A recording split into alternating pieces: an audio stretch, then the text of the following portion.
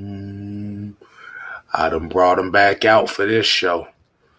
What's going on, people? What is going on? As you already know, it is Friday night, which means Friday Night Madness with your boys over here, 2/3 of the heavy hitters, Six Man K Styles. To the stage left, as you already know, it is the mad scientist, Mad Mike Sports. What's going on, Mike? How are we doing, man? How you doing? Oh, we're doing wonderful.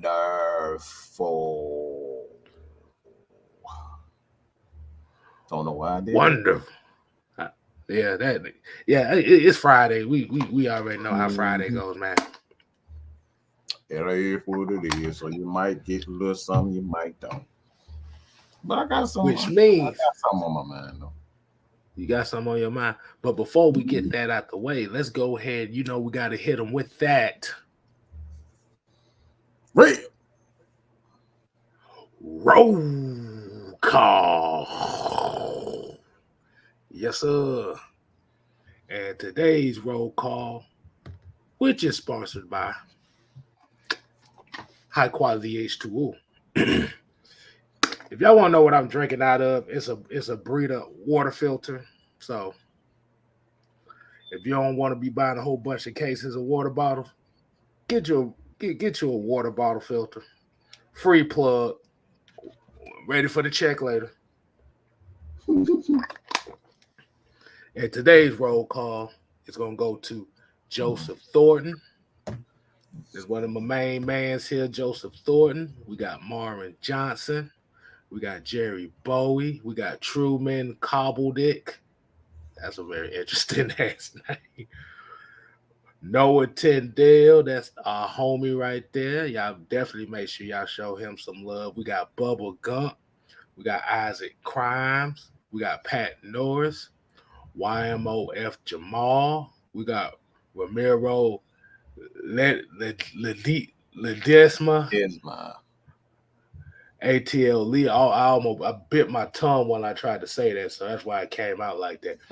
We got ATL Leo Ultra Shadow 97.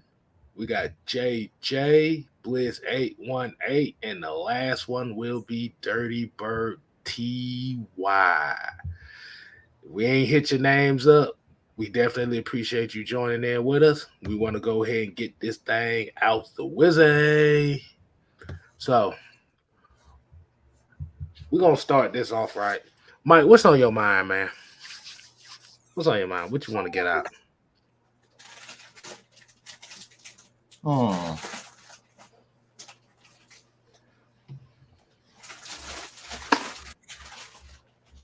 Um. Hmm. Should I do it or should I not? Because it kind of goes into what. What we're talking about? Oh yeah. Kind of goes. All So. right, so let So all right, all right, let I let let's go ahead and get into the top of the night. We'll segue into that. So Mhm. tonight we're going to be talking about Dean Pees and the 92.9 The Game interview. As we already know, he was on the radio today. Oh, I say, what? excuse me. Bless you, motherfucker. You need some tissue. I got some over here somewhere. But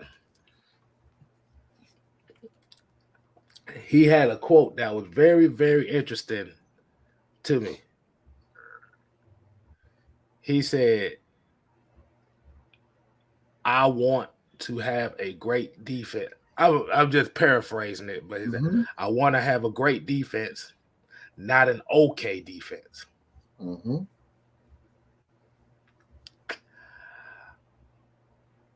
What do you think he means? I ain't gonna say what do you think he means by that is do you feel like the Atlanta Falcons are heading in that direction to giving him that good defense?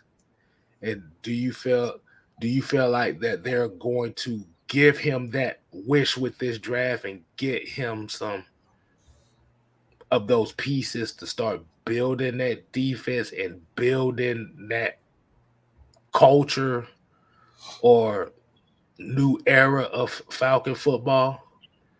So pretty much what it sounds like to me, he's saying is we need this team's identity to be its defense. Mm-hmm. What's your thought? What's your take on that, man?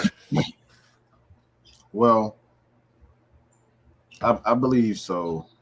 That should be that is the direction that they're going.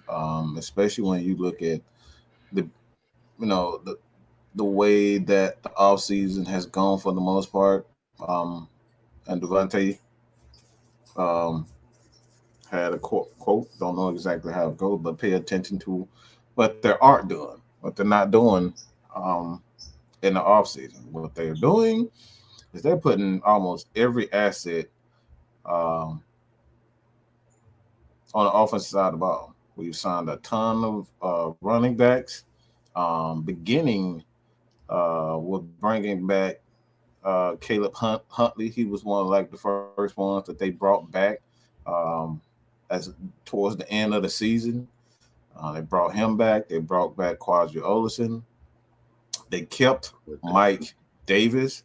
They brought in Damian Williams, and God knows how many wide receivers and tight ends. Ferkser, they brought him in. He's a very good tight end himself. So you missed one more running back.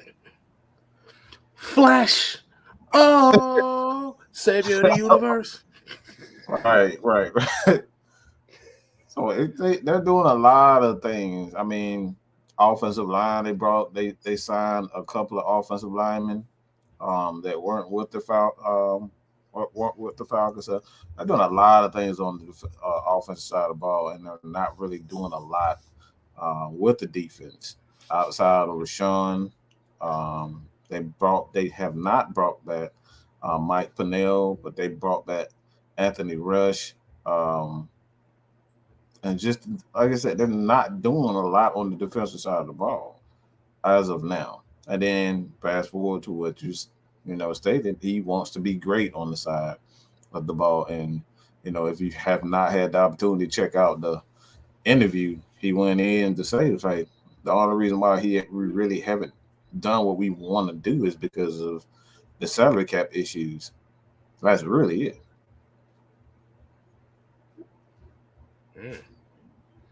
So that's that pretty much says it. But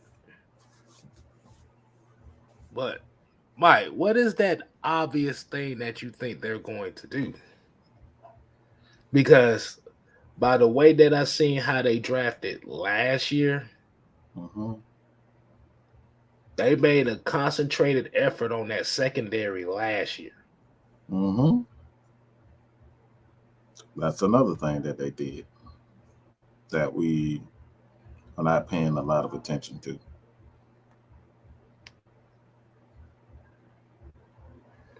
What do you think? They signed a ton of defensive backs too. So if I could what get, do you? Oh, I already know where you're going with it. I'm gonna just come out. I'm about to say. So what do you think? What do you think? Dean Pees is telling this front office what they need to do. What do you think he's telling them?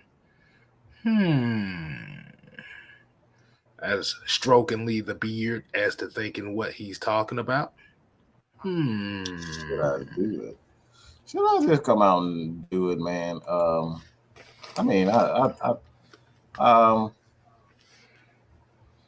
again, this is my personal preference, as far as like what they want to do, what Dean Pees has to do with the players that he has on board, and I think if you look at one thing that really is kind of intriguing me at the moment is Grady Jarrett.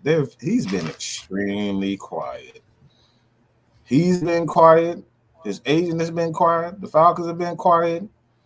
And I think this is where they promised Grady that they're going to do one particular thing, and Grady's waiting on them to do that one particular thing. And again, this is just my opinion, but I'm going up and pull up the picture of the guy that I feel as though that they are going to go after. And I know it's going to be a lot of people that's in their feelings, but um, that's kind of what I want to talk about. It's not going to be nice. Beefcakes. Mm-hmm. Beefcake. This guy right here. This is a beautiful specimen of a man. And yes, I said what the fuck I said. I'm about to say, wait a minute, motherfucker. I said what the fuck I said. Look, man, this is a beautiful human being right here, boy. But just look at this. You talk about a football player, this what the fuck you want right here. A big, nasty, sandwich eating, hog mog smelling. Just look at it. Just look at that beautiful thing. Let's just look at this. This is what football is about right here. How can you not? We're talking about building a defense.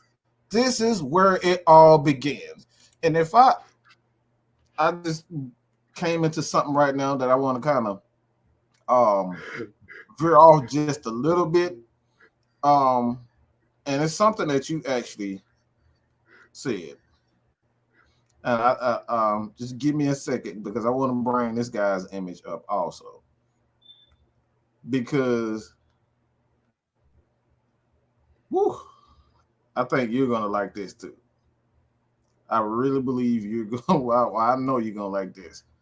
But this guy is someone that we both know is exactly almost his twin.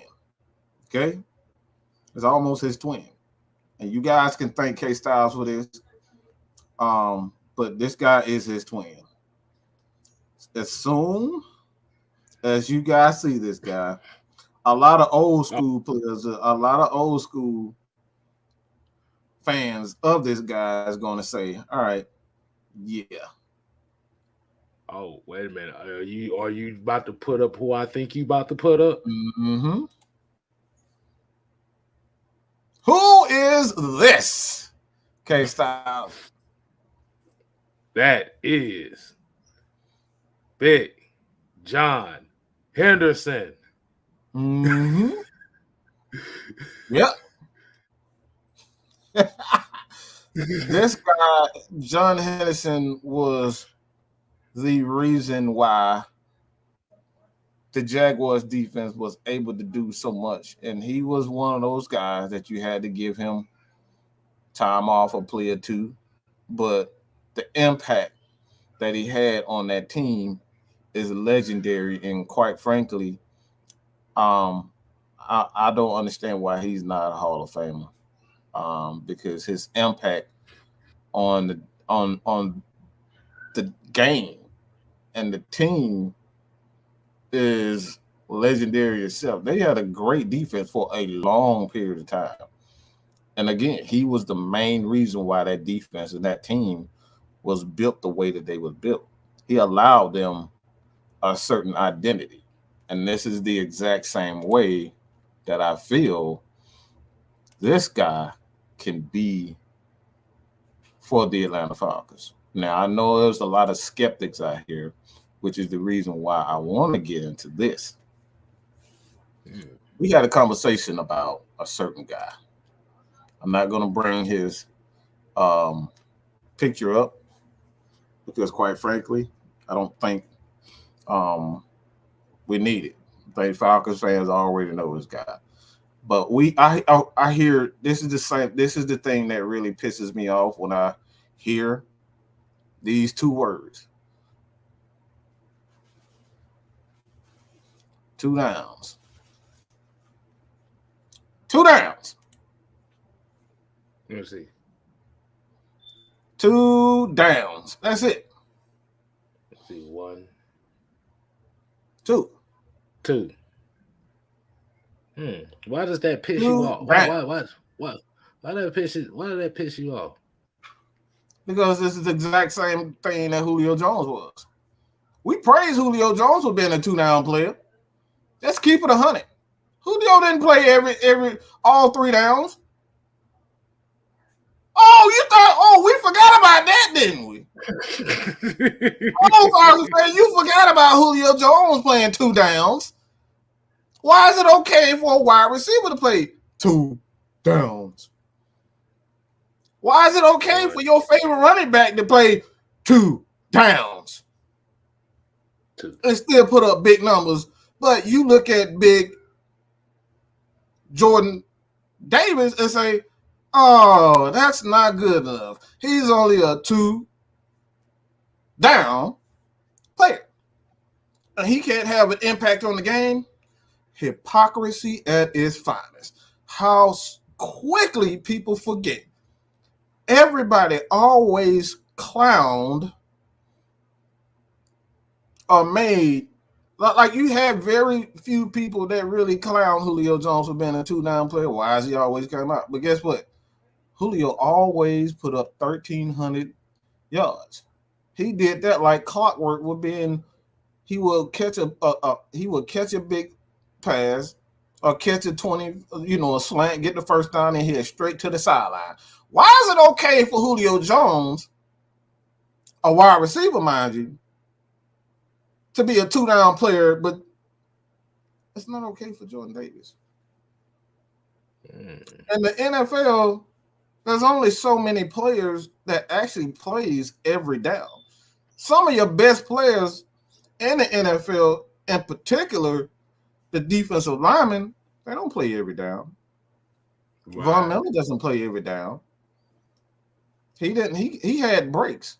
If you go back to that 2015 season, DeMarcus Ware, they had a rotation. And oftentimes Ware would come off and Von Miller would come off. They had a solid rotation. So why is it okay for other teams and their stars to come off the field, but we don't want to draft guys like Jordan Davis because he's, quote unquote, a 2-down player? Hey, I about to say, look like the people want the OG in this conversation. I guess this is a very, very interesting conversation here. Now, here's my question. As you said, the 1-2-down player.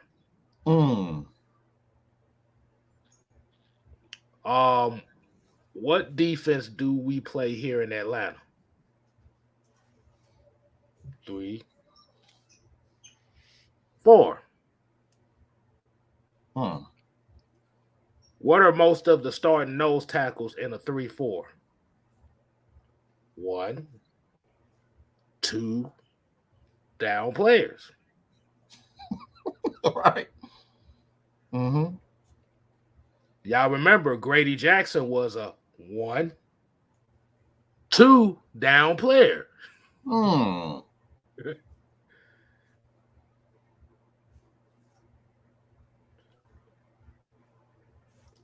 I just said like this. Do you think? Oh yeah, here's another thing that you'll say on that as well. Because I think what you're talking about is that the main game that they use to really say that is the SEC championship game against Alabama. Yeah. Is that the game that's usually used as a constant talking point? Absolutely.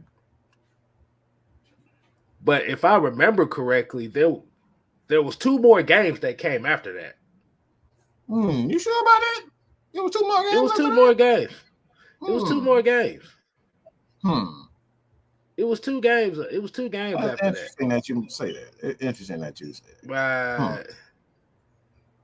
And I saw in those two games that Michigan, who is a running team, a team that runs the ball,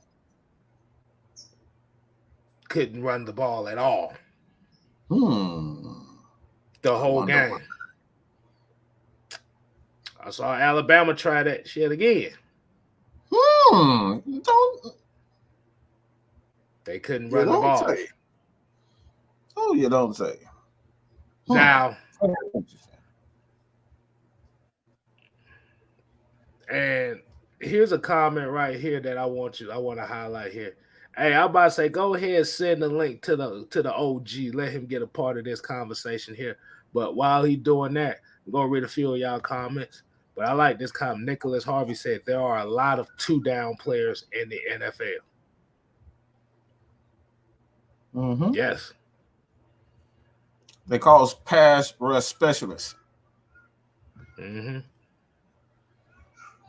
Right. Oh, you forgot. Oh, y'all forgot about that though. They call pass rush specialists. Remember, specialist. Well, yeah, you got run specialists. Like I said, you got to have guys that specialize in something. And the OG always say, and Mike have always said, there's one requisite of this defense that needed to be fixed. One number. There was one number. 2,200.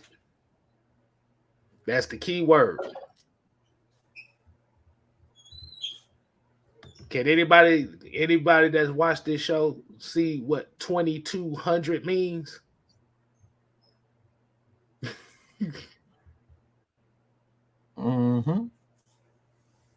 Right. That's how many yards they giving up on the ground. That's 2,200 yards given up on the ground. And Jarvis Williams came here with the $4.99 super chat. He said Jordan Davis need to move to the stadium ASAP. Right.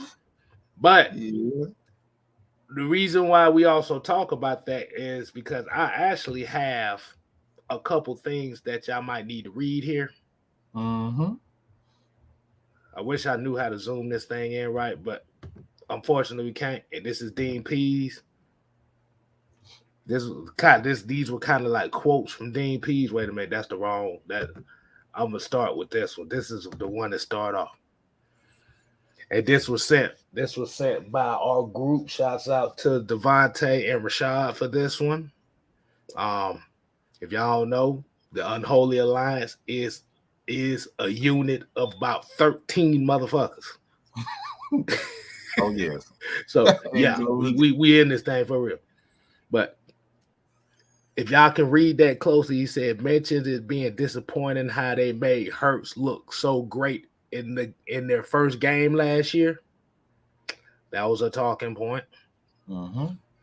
As you see, the next one says AJ Terrell is a very quiet guy, but was growing to be a vocal leader and asked a multitude of questions all season long. I love that quote. Here you go. This is what Mike said. Third quote said the defense was conservative because they didn't want to give up big plays and were the only team in the league that didn't give up a play of over 35 yards.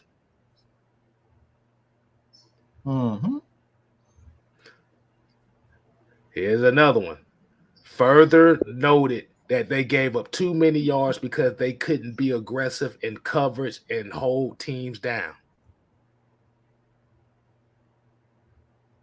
Next one. They need to get better at rushing the passer. Don't say. Read it. We don't damn say. Wanted to use more man coverage, but couldn't due to lack of proper personnel. Oh, you don't say.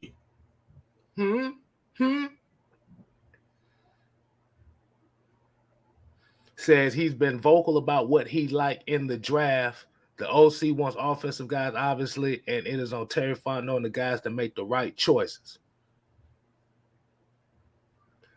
Look at the very next one. States that he believes the team will be better with the interior defensive line. Oh, Hmm? you don't say. He feels good about the secondary. Mm. He said it was unfair to Richie Grant to play nickel corner when Isaiah Oliver went out. Now, if that don't tell me that this guy is looking for some guys to help facilitate his shit, Yeah. this ain't all of it, but we're gonna save the next part of it for later. Mm-hmm. Right now, what we're going to do is we're going to give you the main one of the main eventers. When you see him talk and when you see him get mad, this is what you're gonna be looking at. This is how you're gonna look when you say some stupid shit. If y'all don't know by now, ladies and gentlemen, boys and girls, this is the OG himself. Oh, G. Sam. What it do, people? What is going on, Sam, man? What is going on? We got a whole lot going on. Some of it ain't happened since Dan Reed been here. So what do you feel about some of Dean Pees' quotes and comments? The old man has spoken, and it kind of goes back to the conversation we were having earlier today. We talking about somebody that 71 years old that got up off the couch from his grandkids to come coach his team, to come put the defense in. He ain't playing. And with him saying what he said in that presser, trust and believe that's what we gonna do. Right. That ain't even all. That ain't even the rest of the little bullet points that I got. That's just the first half of it. Yeah, because how much plainer can you get? I don't want to make no okay defense. I want a great defense. How much plainer can you get? I'm just saying to those out there that living up under a rock or don't have a clue and still out here talking about quarterbacks and safeties and corners. If you wasn't listening, he spoke English, not Italian, not Germanese. He spoke English. He said, "Great defense." Wow. Now, to quote our young homie Devontae, pay attention to what they ain't doing. Right. All the signings on the offense screamed in loud fluorescent letters. We are going to pick defense, sound, and onward. That's what we doing. We are creating an identity that we ain't had since 1996, 97, 98, 99. Just saying. Right. And I got a couple comments we're going to hit on here. This first one right here, Tyler Cunningham said, teams like the Ravens, Chiefs, and Bills are successful because they don't go quarterback pimping every draft and they don't give up draft capital. Ooh. Quarterback pimping, boy. Ooh. Pop that right quick, boy. God damn. You already know how that goes. Remember, I've been popping my collar. Popping my collar. Ever since I could remember, I've been working these hoes and they better put my money in my hand. And here's another one right here. A Dre True statement said, if we don't get Davis, how do you feel about Perry and Winfrey? Dude gives you a little bit of everything pass rush, I don't command, give a double fuck. team, and I don't silent give a run? fuck. I'm not gonna let you even get through there. I don't give a fuck. We already got a pass rusher on this team. We got 2 of them right now. Actually, we have 3 if he can stay healthy. Marlon Davidson, Lorenzo Carter, Otto. We got about 4 of them. We got I always say Adetokounmpo, Ogum Deji, and Grady Jarrett. We have guys that can get after the quarterback. What the Falcons are lacking at the moment. And look, let me just before y'all put his fucking name in there again. I don't want no fucking. I don't want the goddamn. I don't want the. I'm trying to be nice about it. I'm really trying to be nice, but I do not want the. I don't want the generic version of what the Falcons need. Okay, and who? What am I talking about? Say, give him the number, Sam. Give him the number that we talking about. The number that we talking about. Okay, 2,200 yards given up in the run game. Okay, so what I don't want the great value. I don't want no great value. I don't want the second best. I don't want the third best. I want the number 1 guy in the league. The number 1 guy in college, and Jordan fucking Davis, who is the number 1 run stopper in the game. I don't want that generic bullshit. Give me the biggest, sexiest, nasty man on defense that you got up front, which is Jordan Davis. Everybody always talking about all these. Oh, I can wait for this guy. I don't want that. I want the best. Right. And right now, what the Falcons need is someone who can stop the run. We have pass rushers. We have guys. What the Falcons need at the present moment is depth on the defensive line. That's going to help guys like, again, Adetokounmpo, Ogum Deji, Lorenzo Carter. Why people keep acting like Ogum Deji is not there? Why people acting like Marlon Davidson ain't there? And if Graham. Great, like, come on, these guys are there.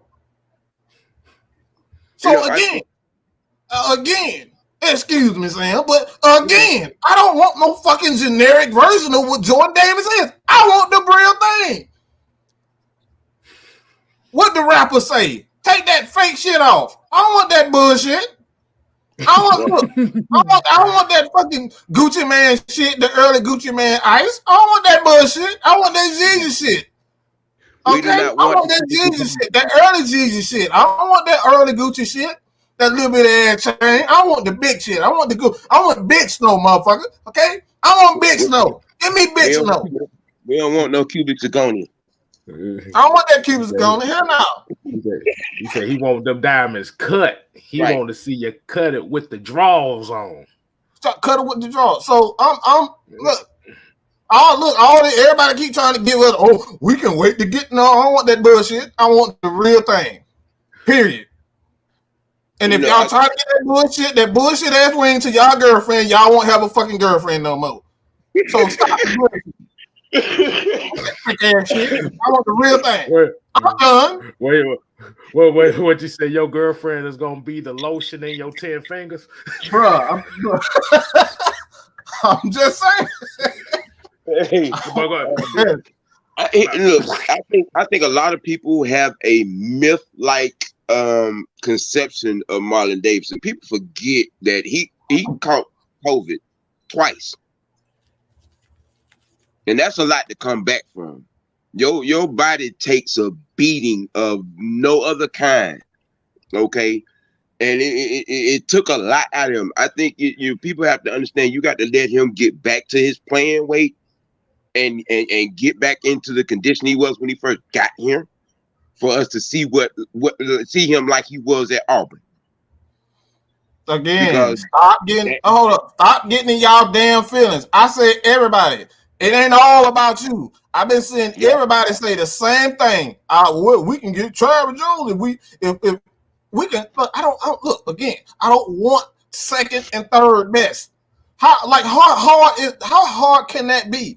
Nobody wants the second best and third best pass rusher. Nobody wants the second best corner. Nobody wants the third and fourth and fifth best safety. Nobody wants the third and best quarterback and running back and offensive lineman. I want the best. I don't care about none of all that. If the number one guy is not there, I'll trade down. But right now, what the Falcons need is some big uglies up front who can stop us from getting our ass ran through like Suki Hunter, okay? Right.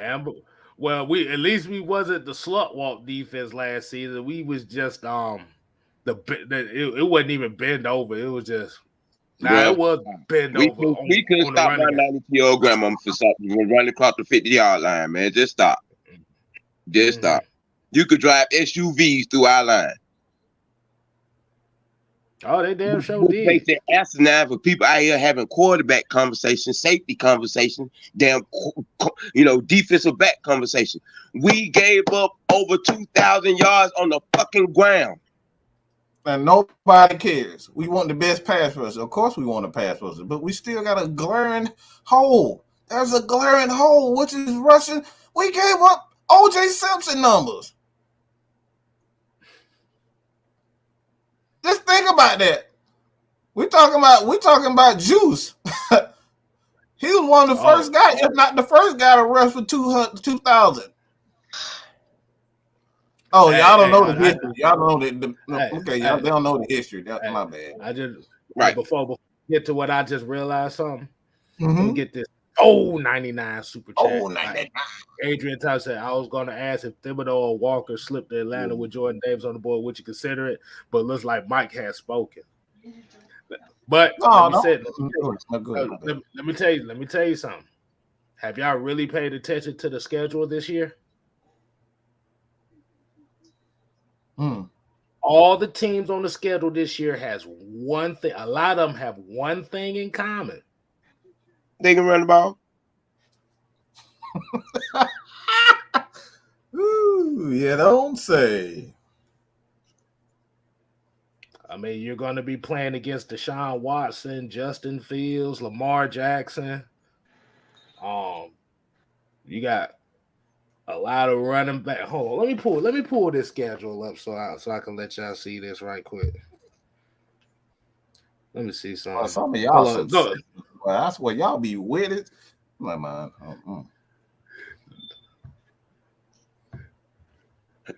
All right, go ahead. I'm gonna go ahead and pull the schedule up while y'all go ahead. Talking right quick. Well, defense is the name of the game. Way in the water. Football in itself. We've been saying for a while, for months, for days, for weeks. Football ain't pretty, people. It ain't pretty. It never was. The oldest saying in the book, defense wins championship. Lombardi himself, the man that name on the damn trophy, said that back in 1961. And it still holds true to this day. Right. All right. So you know, when you out here and you having dumb conversations about a more quarterback and what could be, okay. We was having these same damn ignorant ass conversations last year, and that same damn quarterback that y'all wanted in here got sacked 9 times in the game. All right, hold on. Let me go ahead and read this right quick. Okay, we got the Arizona Cardinals. Right. Got to run as it looked for right now. We don't know if Kyler Murray gonna be on that team. Yeah. You got the So you got the 40. Oh, look. Right. You got the San Francisco 49ers. What do they do well? Run the ball. Cleveland Browns. Oh yeah. Run the ball. Nick Chubb. Pittsburgh Steelers. Run the ball. Oh, yeah. They want to run the ball. We already know our 3 division opponents. We know how that's going right now. They're going to run the ball. Mm-hmm. Chargers going to throw the ball. Chicago going to run the ball. They ain't Baltimore Ravens. Yeah, run the ball. Run the ball. Cincinnati Bengals. can run the ball. Makes them run the ball. The Rams Can. They can. Don't they Seattle still got Seahawks. David Akers? Don't they still Yep. got David Akers? Mm-hmm. Yep. Right. Seattle Seahawks Run the gonna ball. run the ball. Washington football team or the Commanders Yeah, the Commanders. run the ball. That's a and let me clear up this one more time because we got a couple of people that's in all in their feelings again. We're talking about what is the draft primary like when you look at the NFL draft first, okay? The NFL draft is supposed to be a place where you go to get players who's gonna make your team better. So we know on offensive side of the ball, they need a few guys, and you got a star for the most part. You got a decent offensive line. You got a couple running backs that can kind of add. You know, you're a couple of receivers away from being a pretty good offense. And again, just an average offense. You don't have the average in the NFL is about 20 points a game. So even with the offense that we have currently, you know, they can put up 20 points. I think that Falcons were a little bit, I think it was like 23, 20, somewhere in there, as far as their scoring offense last year. Even with the lack of players, they still put up a fair amount of points. But the point is that what you try to do in the draft is not get the best player.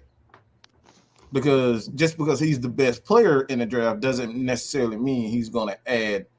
It means that he's going to help the team get better. What do I mean by that? You go back to the Calvin Ridley draft. We needed defense. Yep. We need another receiver. We already had Muhammad Sanu. We already had Russell Gage. Not Russell Gage at the moment. I don't know who the third. It could have been Russell. But I think Taylor Gabriel. Yeah, I think we already had. You know, Yeah, it was the other guy. We let him. Dang, what his name is? But the other receiver, Justin Hardy. We had Justin Hardy. Justin Hardy. We had Justin Hardy, who was a capable slot receiver.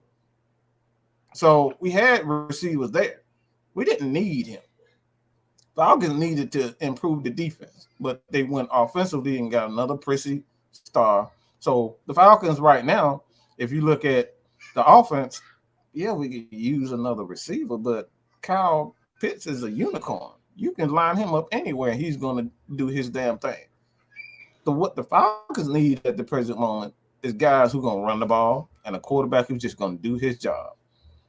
But defensively, we get ran through like Suki Hunter, like every other porn star watching at night. Cherokee, Diaz, Carmen, hey, all them.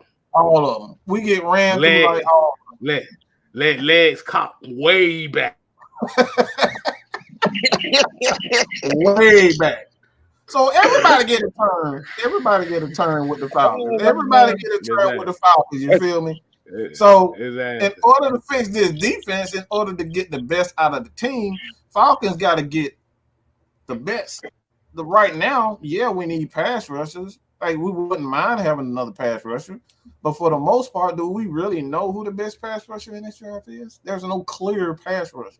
Number one pass rusher outside of my personal opinion is Jermaine Johnson, but is Jermaine Johnson really gonna help us with what we really need help with? Falcons could not stop the run. Let's just keep it 100.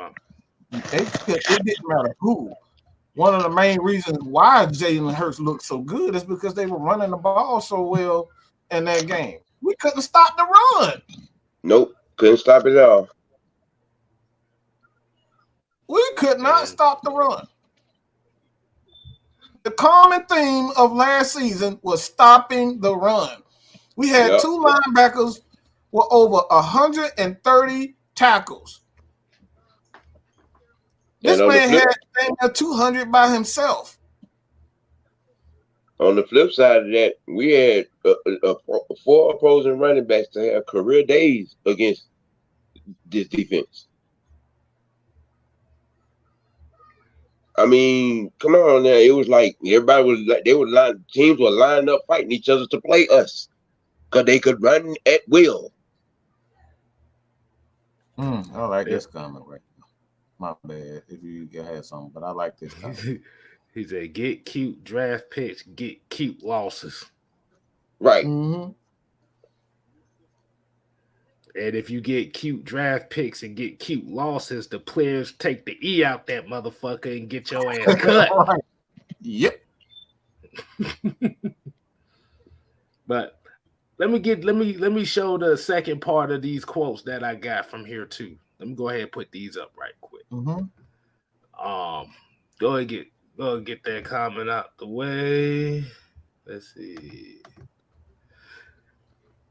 He also said that he feels good about secondary. Okay, we said that Richie Grant. He said he only experienced one losing season and is used to a tradition of winning or having high-ranked defenses in New England. Baltimore said that also started to take off in Tennessee, and that needs to happen here with our defense.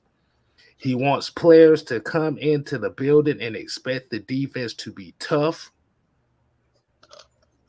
to be good. Just wants to build a mental attitude of having expectations to be great on defense. Finish off the coaches, come and go, but it's the players that have to stick and keep hold of that mentality of being great. Right.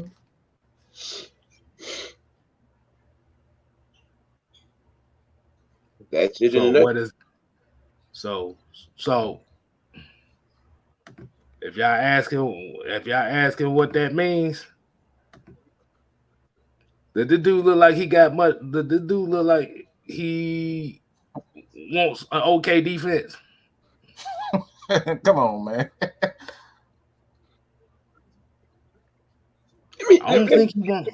Let me say it again for those at home that don't understand the gravity. You didn't have to bring that up. Oh God. We're talking about a 71-year-old man, all right, was at the crib on his couch with his grandbabies. We didn't call him. He called Arthur. Now, there is some purpose. There is some reason for that. What made that man get up off his couch to want to come coach his defense? He had to see something. He had to see it in his mind. He had to have seen it in his mind. Oh, I can do something with that. And you don't think he don't miss words. Folks found out early in the season. Dean Pees does not mix his words. He say what he feel and mean what he say. He even said, "I'm 70 years old. Do y'all look like I give a damn?" Right. So if he's saying he wants to build a great defense, you know Terry and Arthur are listening. So what y'all telling me is, let me get this straight. Hold on, before I do that, let me get this comment out the way. Tony right here, he brought up a bad memory right here. He said, if you remember 2018, Nick Chubb had his current career high rushing against us for over 220 yards, including a 90-yard touchdown run. That was the exact game I was done with Desmond Trufant right there. That was the exact game right there. I was done with Desmond Trufant after that game. I know why. And it was no, and the play I was done on Desmond Trufant was on that 90-yard touchdown run because he literally ran away from Nick Chubb. Right. I said, told the pass and made an executive decision. I ain't doing it. Right. We get a lot of comments about, certain ideas. So just because you said that doesn't necessarily mean we're referring to you unless we actually call your name. We're not actually referring. So I just want to clear it up. When we speak in general for the most part. Because I have a group of nearly 20,000 people. Trust me, we see a lot of goofy comments. We see I wouldn't even say goofy. We see a lot of smart. We see all types of comments. So again, when we talk about what we see, especially on this show, we're talking about in general. So let's just get that, There straight. are two phrases that could coin that particular anomaly right there. One, empty wagon making a lot of noise. Two, dogs will holler. Dogs will holler, holler, holler. Holla, holla, holla, holla, holla, holla, holla, holla, holla, holla, holla, holla, holla. Something that comes out of these brains on this show, and you feel some kind of way about it. Obviously, you're on the wrong side of the idea. That's an OG statement now. That was an OG. Y'all might want to write that down. That was an OG statement. Y'all might need to write that down. Some type of way. Honestly, on the wrong side of the idea. Your emoji ain't been tipped. Your icon ain't been scrolled. But yet you run out here and you go to tick because you in your team. Obviously, you on the wrong side of the idea.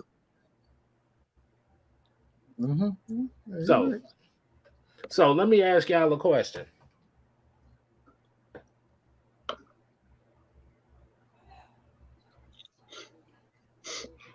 Is Malik Willis gonna fix this defense? Oh no.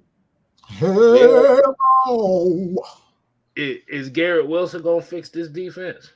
Hell no. Yeah, you get the church version of that one.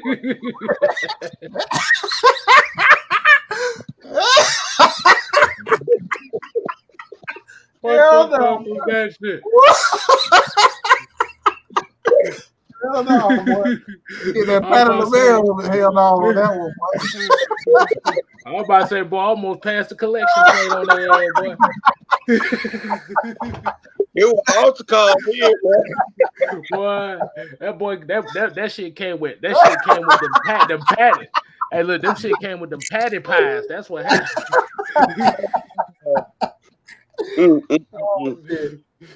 That had Waffle House cook arms right there. Oh shit. I got greens, potatoes, you name it.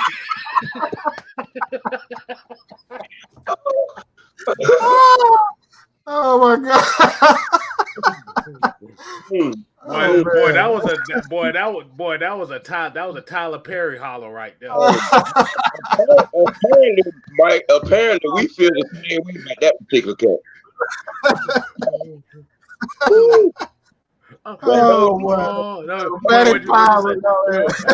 What is it? What is it? On my own. They looking at they looking at a picture of a quarterback. They be like, on my own. Back again. Hey man. You felt that bone, did you, boy?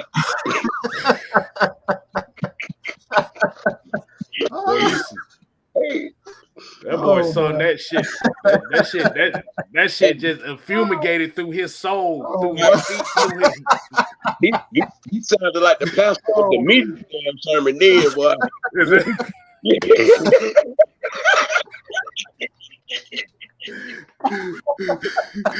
The Church of Scientology in this motherfucker. Oh boy. But get back to what I say, boy. I about damn near forgot what the fuck I was gonna say too, man. Right. But you was asking about these oh yeah. Not help this defense. Right. And I'm not even talking about the guys that's talking about drafting the pass rusher, because like I said, right. Y'all got the right idea. We talk about the Drake Londons, the Garrett Wilsons. Mhm.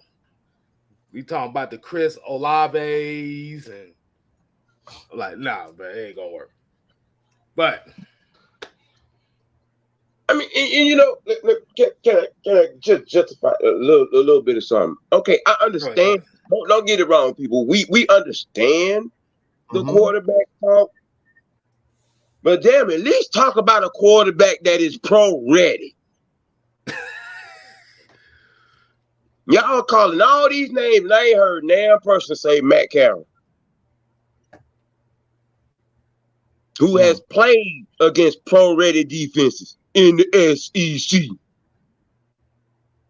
But y'all out here talking about all these projects, all these gonna take 4, 5, maybe 6 years to get right names that y'all keep calling.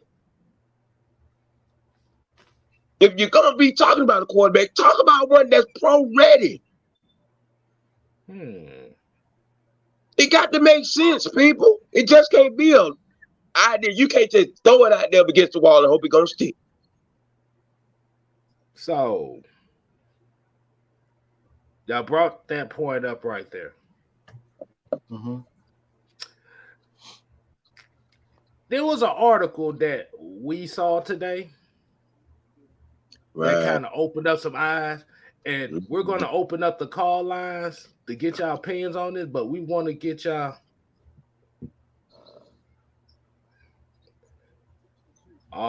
let me see. Let me hit this right quick. Drew Truesdale said Matt Carroll and Ole Miss ran a lot of RPOs. The most RPO ready quarterback would be Sam Howell. We paid attention real closely. Go ahead. I ain't gonna say that. This is all you can style. I mean, Arthur Smith does run a lot of RPOs too now. Yeah, don't say. If you essentially look at Marcus Mariota at Tennessee, Ryan Tannehill, there's a lot of RPOs involved. Yeah. It just didn't look like it with Ryan Tannehill because you got Derrick Henry in the backfield. Which I think he's a one-dimensional back, but we just gonna leave that alone for right now. But you know, when he's in the game, they only gonna do one thing. Yeah, I said it. but there was a particular article that was put out today, and like I said, once again, we get shout out to Rashad for this one. Let me see if I can find it. And the article that was read today was by the USA Today Sports Plus. And the name of the article is called "Following Matt Ryan Trade, Atlanta Falcons Rebuild is a Chance to Win Its Fan Base Back." Bullshit. Do you really think that they can win this fan base back if they don't pick the guy that they want?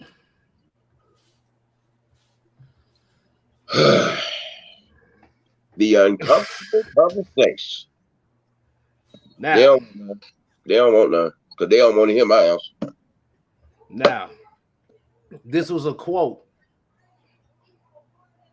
Let me see who this guy. I'm trying to remember who the name was. This was a quote that was in this article.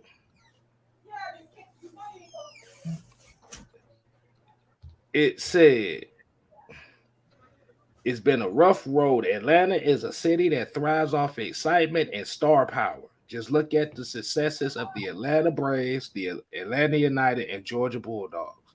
Well, most people here in Atlanta don't count Atlanta United, but most football fans don't count Atlanta United, but we just leave that for another day too. Falcons fans don't care about winning, so that's not true with the Falcons.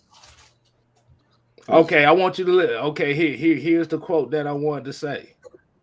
"Many fans still clamor for the Michael Vick experience. Attendance jumped from a season crowd total of 425,717 in 2001, Vic's rookie season, to a season total that averaged 561,974 over the next 5 years. Read that one more time. That last part again. Vic's rookie season from 425,000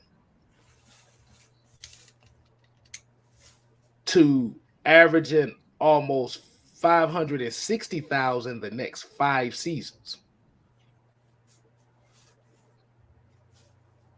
And this was the quote right here that was said. Vic was the first Falcon where fans came to the away games just to see him play. He was exciting even though they lost. That's a lie.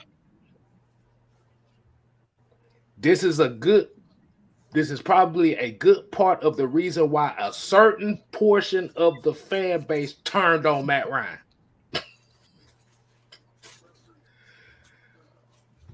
Like, you want to go first, or should I go on and undress him? Hold on. Let me finish it up right quick. He said, it could be why many pushed for Watson to join the team. His ability to create dazzling plays would have offered a glimpse of the days when Vic was a walking highlight reel. However, that is just one section of the fan base. The others just want to win, and it didn't matter. If those wins were pretty, but the organization didn't win on a regular basis. I'm sorry, what win? That's exactly what he just said.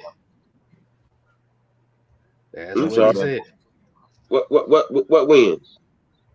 Okay, first of all, that first point about Michael Vick being the first Atlanta Falcon player that people came to go see on the road, lie. No, we're talking about here, Sam. Yes. He went, man. Okay, I'm sorry. We did draft that guy named Deion Sanders. I don't remember him. I ain't never heard of him. You know, Deion Sanders don't matter here in Atlanta. You gotta remember that. I don't remember. If it ain't Michael Vick, everybody else is sick. You know. Okay. But we know Deion. What that statement says, what that article says, what that whole little soliloquy says, these people that call themselves fans do not care about winning. They don't. We were on average, when a certain other quarterback that came behind Mr. Vick, we were a 10+ win team on a regular basis.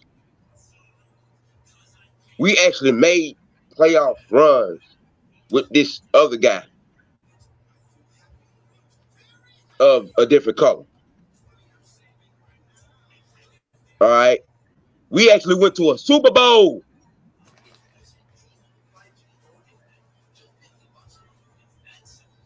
And to those of you that want to run that, well, we went to Lambeau. Yeah, we went to Lambeau, but it wasn't because of him that we won the damn game. That defense showed up and showed out and shut Brett Favre down. So stop it. We're trying to bring that up all the time for your big torch carrying asses. Yes, sir. The reason why we bringing this up is, have y'all heard about the new thing going on with Atlanta now? Apparently, people are now pushing for the Falcons to trade for Kyler Murray. Oh no. First of all, who Who the hell? No. You ain't going first on this one. I'm sorry. I got going first. Go Hell no. because I already know you finna. You got. For one, we already ain't got no money to begin with. Two, I'm not the first contract that I'm trying to sign with this team. Ain't for a guy that's already trying to run himself out of a situation where he has almost every weapon imaginable just given to him. Yep. They hired a coach specifically for him. Yep. Okay, let me repeat that again. They deliberately hired a coach, got rid of a quarterback, didn't even get a guy a chance. Right. They ran out of time, and this is one of the reasons why Josh Rosen. Let's just keep it 100. That's the real reason why Josh Rosen has not become the quarterback that he is, because they never gave this young man a decent shot to actually learn the position at quarterback, and he went to a horrible another horrendous situation that didn't help them out anyway. So he never had a chance to begin with. All right, but back on the subject at hand.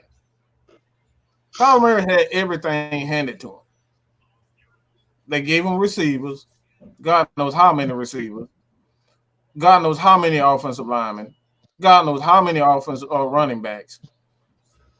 And this little bastard, and that's exactly what he is, because he acting like a man who ain't had no daddy before.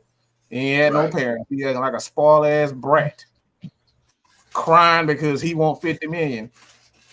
Motherfucker, can you carry $50 million? Because you look like you're about 5'2". You can't stay in the pocket. You're always running for your life. And the playoff game that you did, you look like absolute horseshit. So what the hell I'm going to pay $50 million for some Kyler Murray who barely is taller than Doug Flutie? What have you done to deserve $50 million? Get out. At least get out of the first round before you start talking about $50 million. And I can hear the voices of these players. Well, why are you always trying to keep the player down? Look, stop that bullshit. Right. Because guess what? You got to earn it. You get to a point where Matt Ryan, Aaron Rodgers, Tom Brady, Drew Brees, they earned that money, that opportunity to get. I don't see any MVPs on his resume. I don't see any, I went to the NFC championships. Mm-hmm. I don't see any of that on his resume. And Mr. Super Bowl. I don't see a Super Bowl appearance on his resume. And Mr. Doug Flutie, and that's probably even disrespectful to Doug Flutie, because I've seen Doug Flutie have some magical moments. So that's even disrespectful to him. So before Mr. Kyler, and I'm not going to get on the name itself. I don't know. No, I'll just pass on that one. But stop. Just stop. You begging for $50 million and you ain't did shit. If I'm the owner of any business and you up here, you ain't put in the work, you ain't had one day where you stayed at the job on the job for 12 hours, 16 hours, don't come to me talking about I want to raise. I'll raise your ass clean the fuck up out of here like Uncle Phil. Right. Jazz, clean out the damn door. Your ass is gone. I'll build the defense. You can clearly tell the mind state of this fan base. You look. Okay, like I said, you ain't been to back-to-back Super Bowls to demand $50 million a year. You ain't, number one. And for this fan base to be clamoring to bring that unstable, mental, immature, dumbass here, come on, man. Again, I say it again. Since y'all ain't heard me any other time that I said it. You won't get your 40 acres and a mule just for having an African American quarterback in here in Atlanta. You won't.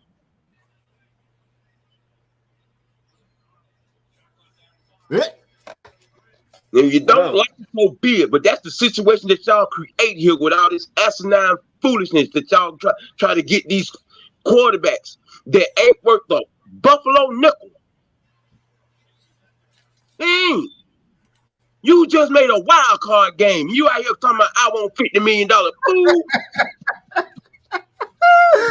Oh boy. You didn't win. It looked like crap. He looked like crap. He was the reason why they lost. The defense, man, come on, man. Look, don't. Go ahead, K-Star. I know you cooking up something over there, man. Oh no, I'm just checking up on this score. Oh, looking at these scores over here. Like I said, the Hawks look like they down by 8 right now. No, they down 6. They down 6 now. Yeah, they down 6. Capella's out for the game. Okay, that happened in the first half. So, but we in it. We still in the game though. We still in the game. So we gonna do it. We gonna do it like this tonight. We got about another 30 minutes. We got another about 30 minutes or so. Mm-hmm. So what we're gonna do 3 hours at times. All right. I mean, you know, there are some. Okay, we gonna be good tonight. Right. All right. So what we're gonna do is we're gonna open it up tonight.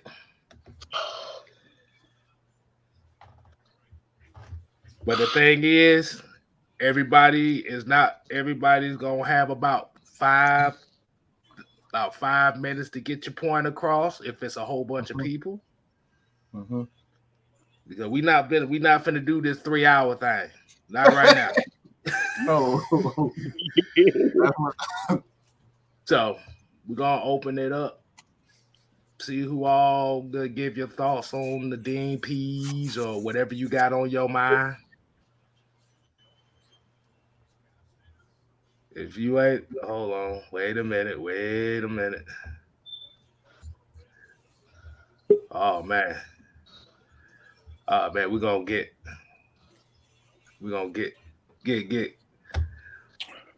my man Los Falcons. Alex, we're gonna get you here in a second. Los Falcons, what is going on, homie? What's going on, everybody? What's happening? What's going on? Man, nothing much, man. What I hear the energy. Yeah. Yeah, you know, you feel the goosebumps, don't you? Goosebumps. Ooh, you got my Puerto Rican blood pumping right now. That Boricua blood is pumping, Papa. Hey, you see that, man? He like real quick, man. Let me just say this real quick. Deshaun Watson set a bar, and I don't know why he was the one that set the bar to get paid. Right? $230 million. What you think Joe Burrow gonna want? Right? Mm-hmm. They sell you on this 10-year plan. The 10-year quarterback plan now. Now, if Malik Willis is that 10-year quarterback, draft him.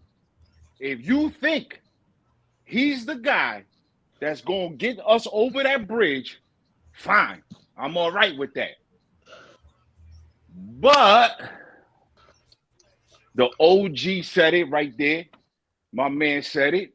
He ain't pro ready. And you looking at too many Lex Lugers and not enough Ric Flairs. Right. Woo!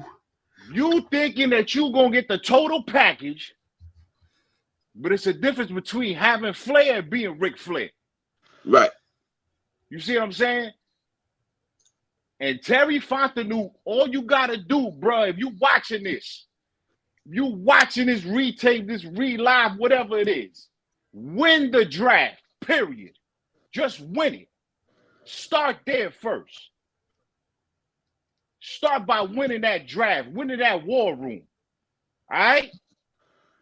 There it is. That's it. We talking, everybody going back and forth, this, that, and the third, and you got a lot of these fake Falcon fans that jump on and jump off. We know that already. I wear this. I'm from Jersey. I wear this proud up here, fam. I'm in giant country. I don't never fold. You see what I'm saying? And I don't know. I'm not the smartest guy in the room, but you ain't never gonna catch me folding. That's all I gotta say. The energy is there, baby. Don't get this Puerto Rican boy started. Don't get this Puerto Rican boy started. I feel it. Hey, man. Get this Puerto Rican boy started. Your boy Wolf, man, put the 2 cents in, man. Let's keep it 100. Hey, man. So, hey, you got any social media, anything you want the people to follow you on? Or anything, man, Los Falcons YouTube. Hit me up on there. I just started my journey from last season. Just come, you know what I'm saying? Just show your boy Wolf some love. I show any Atlanta Falcon content creator love, any fan, any real one. I stand with y'all, man. 100, man. I don't care about no 28-3. I don't care about none of that. Because I still smack fire out of somebody if I have to. We get in the trenches. I got some rice and beans. I got a whole pot of rice and beans for the haters out here, man. You already know what it is. I got a whole pot of rice and beans out here with some chuletas and a chancleta. You feel me? Oh my goodness. I feel you on that, man. Hey, man, y'all make sure y'all go follow Los Falcons over there, man. YouTube channel. We definitely gonna give you a follow when we get off of here, man. Love all of y'all, man. We ride that same color. We ride that same wave. I love everybody, man, that's riding these colors right here. Yes, you know what I'm saying? Yes, that's it. Yes, and I be in the South. My sister live in Georgia. So don't let me pop up down here. Don't let me pop up down here. You know what I'm saying?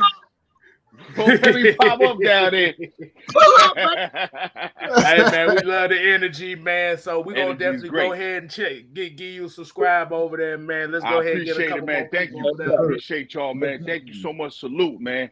Salute to all of y'all. Thank you for having me on real quick, man. Thank you. Hey, man, no problem, man. Let's go ahead and see who else we got on here. We're going to bring both of these guys on. Alex, what's going on, man?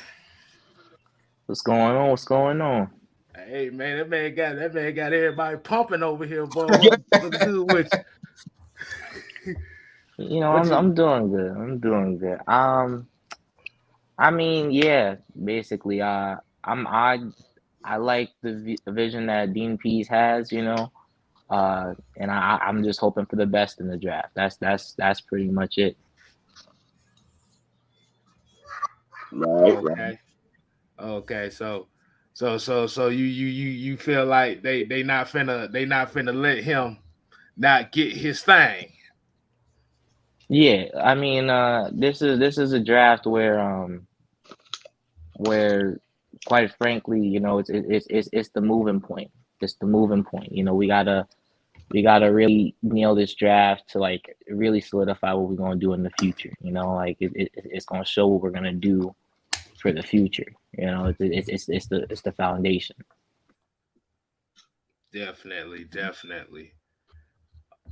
Pat Norris, man, what's going on, man? What you got for us, Pat? Fellas, what's good, man? Hey, I thank y'all so much, man, for the content, man. Man, being on here with you all on Thursdays and Fridays and whenever y'all come on, man, there's a great stress reliever.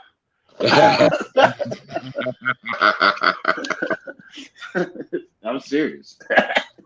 No, shoot. I think we all on kindred spirits about this, man. Our defensive line needs to improve, man. I think we are making the right moves. I think we are playing major chess, you know, beating everybody on trying to get checkmates with pawns. So Right. I think we good on the. I think we share the same thoughts for the defensive line, and I don't think that we're gonna. I think we're gonna be very good. I think we're gonna be surprisingly good. I mean, Marcus Mariota. This is an opportunity for him to, you know, to prove himself. He's only 28, so he's still young. Lorenzo Carter on the as the edge, he's 28 years old. So I think as much as I think that I think we're gonna be very. What'd you say? No. That my bad. That my bad. Oh, I my had something playing bad. back here. No. No, I think we're gonna be. I think we're gonna be all right, man. And we just stick to the plan, and I think we're gonna be good. And K Styles, I did kind of took a look at that guy named Romeo. Is it Dobbs from Nevada? Dubs, Romeo yeah, Dobbs. Dubs, Yeah. Yeah. yeah, boy. yep. Surprisingly, boy. Mm-hmm. I ain't gonna lie. If he's there, Yep. Yep. I ain't. Uh-huh. Hey, I, I, I, Hey, that Y'all wonder why I was that high on Carson Strong? that Mm-hmm. dude, Mm-hmm. dude. I, I, I Mm-hmm. did a mock draft today, and I kept kind of just picking other players. I got him in in fourth or fifth round. I'm like, this guy's special. The Mm-hmm. guy is 6'2", 200 pounds. The guy is special. He fast. The guy is special. He doesn't care. He doesn't care. You throw the ball up and he's catching it like because Carson Strong threw it short, and the guy was behind, and the defensive back was had his back turned. The dude leaped over his back and caught the ball for a touchdown. That dude don't give a damn. Yeah, he pretty that good. He's that dude pretty is good. good. I think that dude is good. hey man. Hey, like we told you over here. Hey, Alex over here. Alex, he's the told you he's the residential scout over here. Oh, Right. speaking of which, uh-huh. So y'all heard about the UCLA tight end for the draft visit, right? Yep. Yeah, keep an eye on that. Like seriously, keep eye on. Oh, actually, you know what? Now that I'm thinking about it, this is gonna be a prime opportunity for me to shout out Noah real quick. I'm pretty sure you guys may not know about him, but Noah's talked about it on one of his shows. There's a guy named Amani Rogers who was originally a quarterback for Ohio, the University of Ohio. Not Ohio State, but Ohio. Um, and that guy is fast. He's fast, agile, and practically never played a lick of tight end until the Shrine Bowl. And this is against like safeties that are probably gonna go in like the mid rounds, right? On his first lick of like his first route, that guy beat a DB that's probably been playing for years back to high school and beat him clean without even real nuance to the game. So that's a guy that's probably going to go undrafted and is amongst like some guys in the draft community. They're expecting him to have that Darren Waller effect where people may sleep on him now because he hasn't exactly had coaching because he just transferred over to tight end like during this Shrine Bowl. But that guy has the cleanest and the most he's the most athletic tight end in the entire draft. You can put whoever that dude from Maryland, he doesn't come close. Dude from what else? Dude from Coastal Carolina, Isaiah Likely doesn't come close. Nobody comes close. Not even close. Can I say one more thing real quick? I think that it's not just because Jordan Davis is just big. He a mountain of a dude, Black Thanos.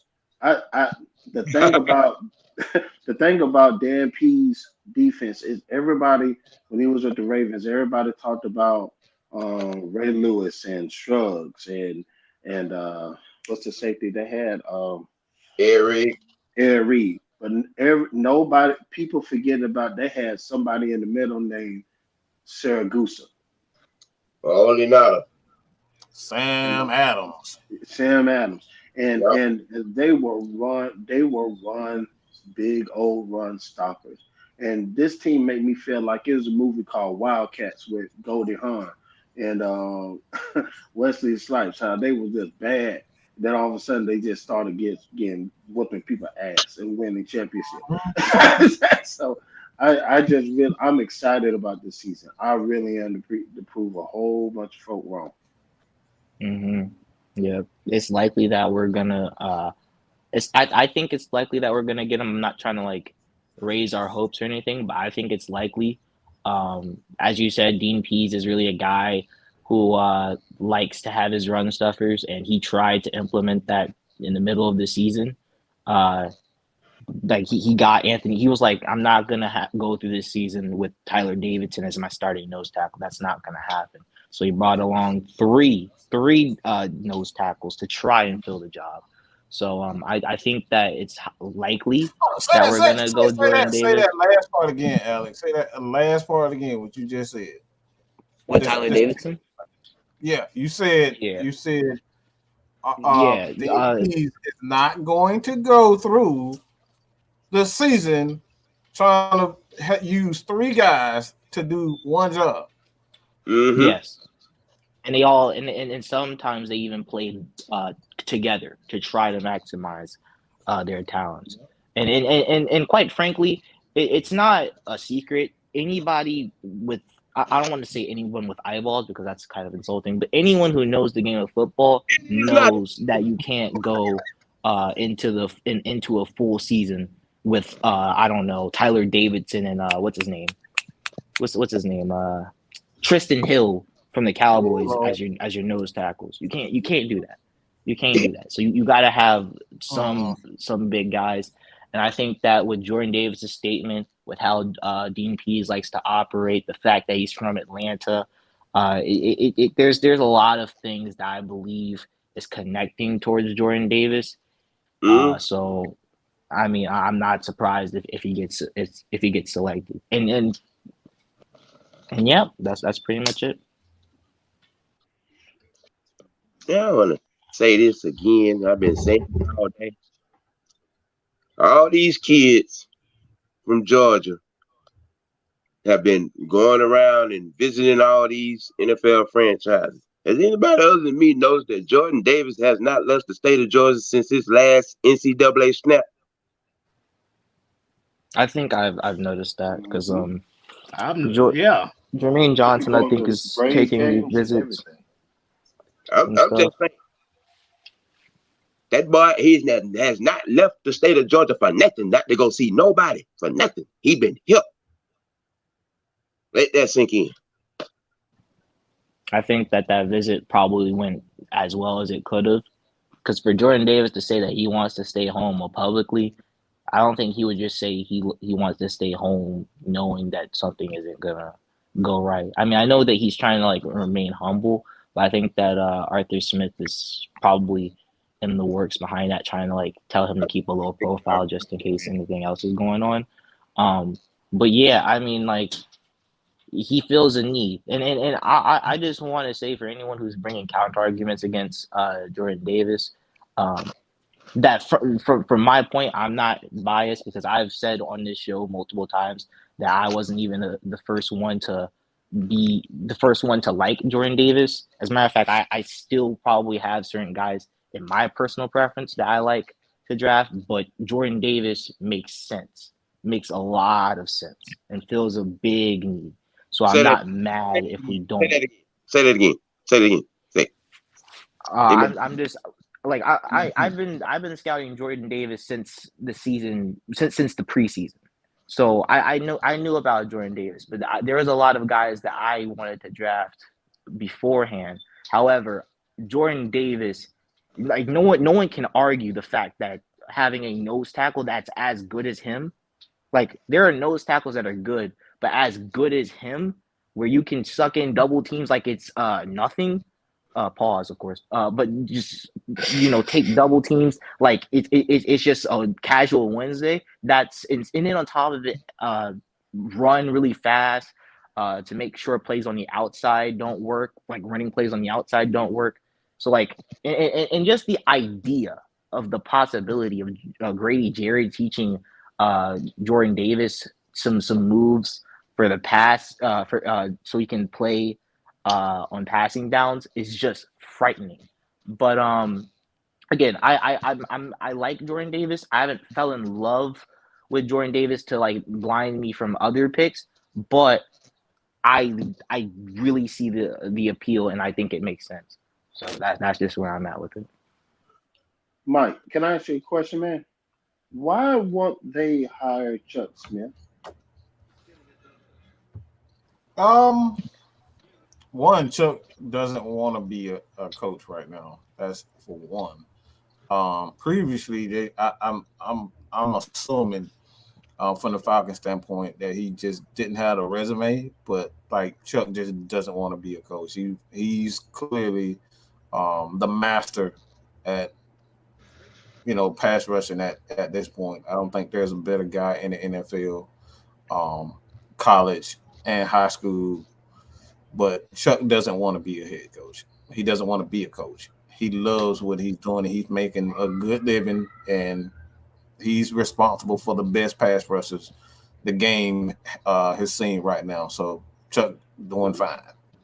Okay, because I was just Yeah. like, man, that dude is so good, but I can understand that because they give him the free range to kind of float Yeah. around.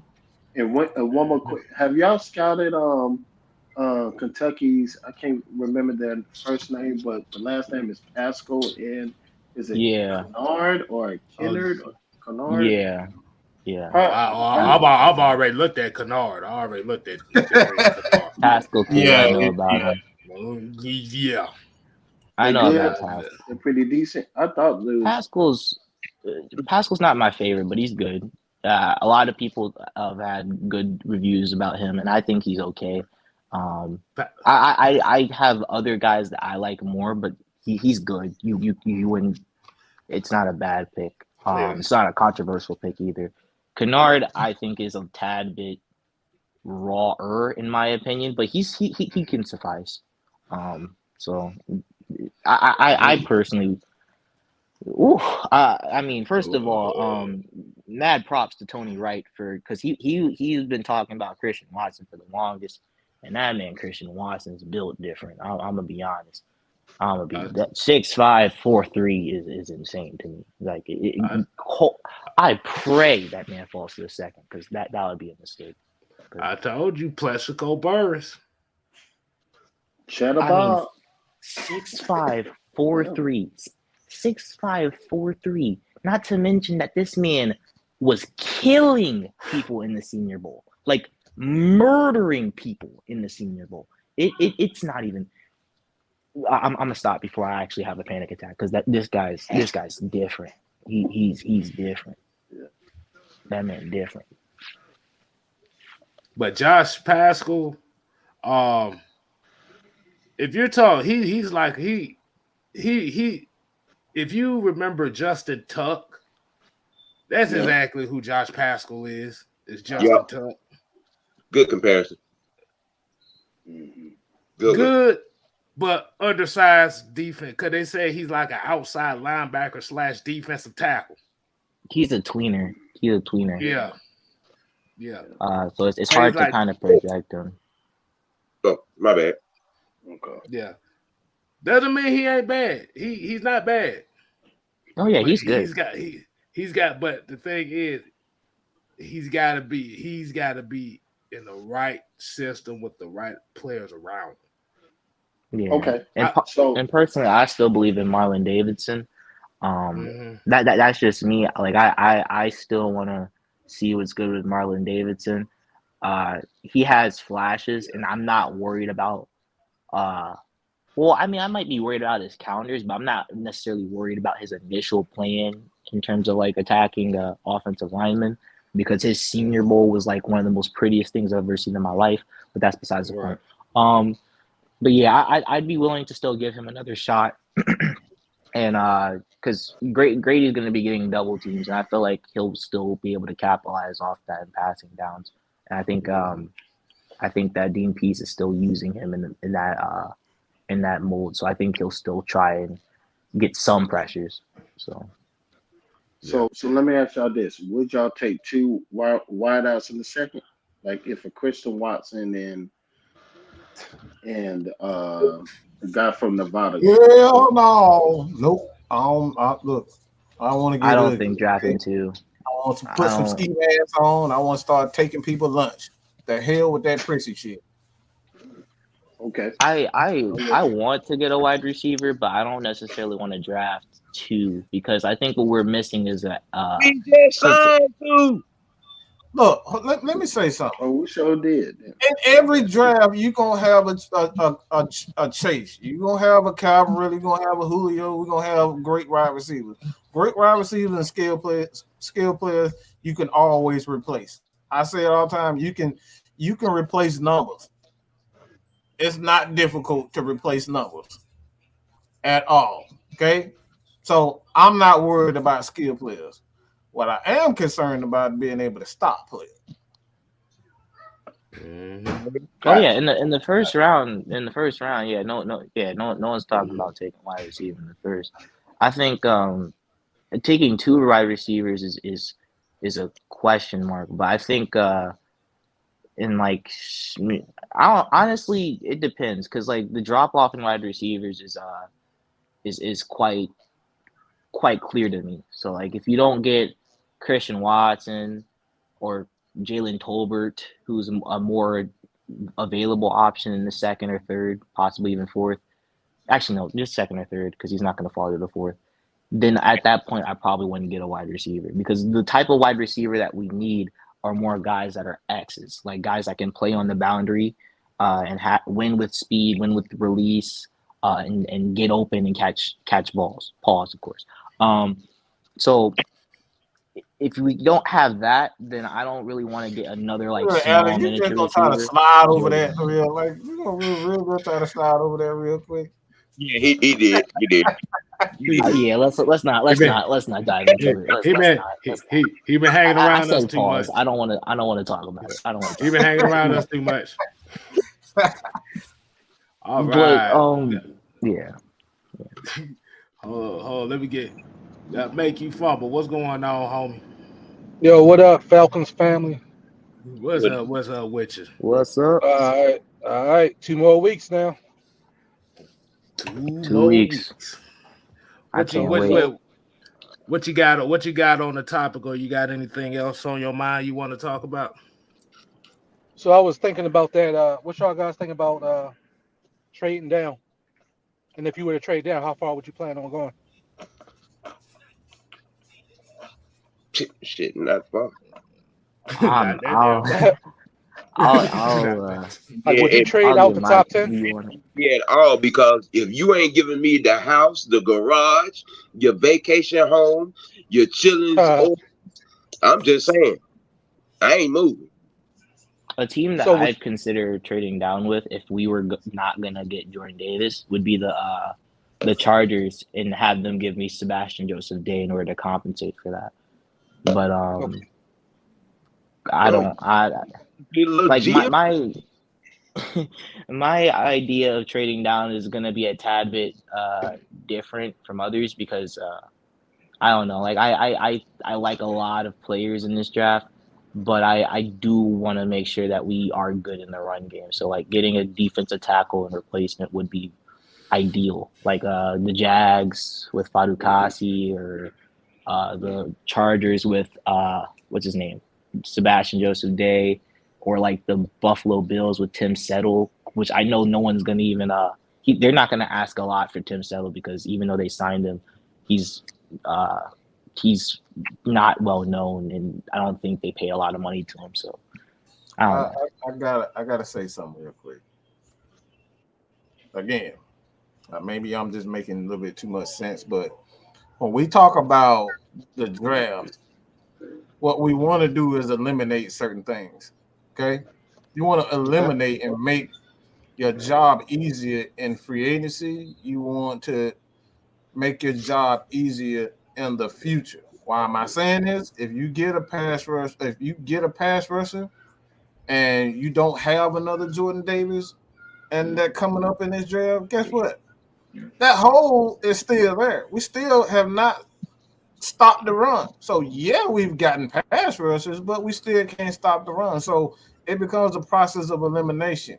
You get one of the most difficult things to do, and as far as the skill set, you don't have guys built like John Henderson and Jordan Davis who can stop the run. So it becomes easier for the Falcons in future to just focus on, all right, we got our run stuff, and we got Anthony Rush, and we got Jordan Davis. Now we can have some fun when a pass rusher comes into free agency. Guys at the top of the draft. All right, we don't have to worry about that type of stuff now. So it's easy. It makes the job easier for. And I know why Sam is losing his damn mind. We'll get to that, but it becomes easier. Instead of looking for a pass rusher and a run stopper and a linebacker who can cover and a linebacker who can do this, it becomes a process of elimination. So when you get that one guy that can specialize in one thing, it helps the defense in its entirety. So one of the best things what people don't say about their Baltimore defense, they weren't a great pass rushing team. They wasn't a great pass rushing team. They was number one, top 5. They were barely out of the top 3 and stopping the run every year. They stopped the run, and that's what made that defense. If you look at even look at the Pittsburgh Steelers for years, Casey Hampton, those big old guys, and big nasty guys in the middle, they stopped the run first, which allowed them to be able to get after the quarterback. The sick guys like Joey Porter. What's the other psycho name? James Harrison. James Harrison. They allowed them to do their job. So stopping the run allows you opportunity to get after the pass rusher.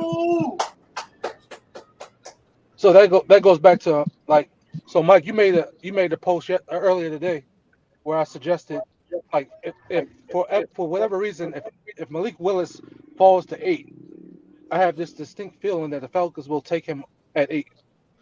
It's not I good. don't think so. Hold on. Let him finish. Let him finish. I want Jordan Davis. All right, hold on. Stop. I want Jordan Davis. Hold on. We give questions around here. We don't just have opinions. We ask you questions on top of it. Why is that? You can't just make opinions and then all right, we're gonna run away from it. Why do you think that? I mean, I just have this distinct feeling that they're in the market for a quarterback. I think I made myself well known that I want Jordan Davis, but I said, why do you feel the Falcons are in? Because I don't think they've said anything about drafting a quarterback. Anything, they said they was going to be patient. So you didn't see so Arthur Smith didn't bring that up at all? I think when it comes to, because he's looking for the next quarterback that he's looking for a Matt Ryan type of quarterback, and that's bland. That's not necessarily something like that. He could mean leadership. He can mean this and that. Like that's bland. But Falcons never said that they were in the market for a quarterback. Not once. And he didn't specify in which year he's looking for that quarterback neither. Okay. I understand the feeling as to why you would feel that, just simply because of how close Malik Willis is linked to the Falcons, but I doubt it because just from watching Marcus Mariota's press conference and how they were talking and how I think Marcus Mariota felt with the trust of Arthur Smith and how he was smiling and prepared, I think that they're going along assuming that he's going to be the starter. Not to mention that the rumors before we traded Matt Ryan was under the assumption that Mariota was going to start after we signed him. So I think that we're going to go with Marcus Mariota. If we were to take a quarterback, I hope it's not in the first round. But yeah, I don't think we would draft him at 8. I think if we were going to draft, want to know why that, because like I said, I we give people say, oh, we are going to draft this. At this point, we really don't know what the Falcons are going to do. They could take Sauce, they could take Jordan, they could take Malik, but they've never been clear about anything that they wanted to do. Okay. As far as especially the draft, they never gave it away with Kyle Pitts. We had to look at the roster how the roster was constructed at the time to see, all right, Julio Jones did what he did, and that kind of open the door to say, all right, for certain, we getting Kyle Pitts because we couldn't count. So it was a series of events to say, all right, this guy. And the only reason why I'm really asking you this question because they signed Marcus Mariota to a 2-year deal. Okay. So yeah, A lot of people are. Relatively cheap. let them finish, Sam. Let them finish. But go ahead. No, I was finished. No, I heard you. I heard what you said. I was finished. Okay. A lot of people are dismissing the Mariota signing because when you hear Marcus Mariota's name, automatically people think hurt, cut. All right, and I'm kind of referencing back to what I said last week.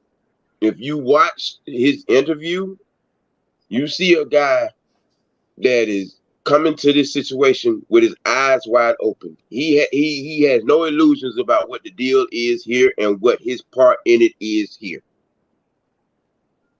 All right, and then two, you want a guy that has been through some adversity and has an actual reason to want to be on the field, and you have that in Mariota. Okay, there are a lot of people that commonly have it in their mind, right, that we're gonna fold to the fan pressure, the NFL board of directors pressure of we need to be making some money, so y'all need to draft a black quarterback bullshit. And that's it's a reality. Because of one former player, which was the worst, and it was kind of a good thing, but it was also a bad thing that happened to this city. But for what this staff has done so far in this offseason, I'm not putting any coins in that hat of a quarterback because of what they've already done on the offensive side of the ball in free agency and what the old man just said a few hours ago.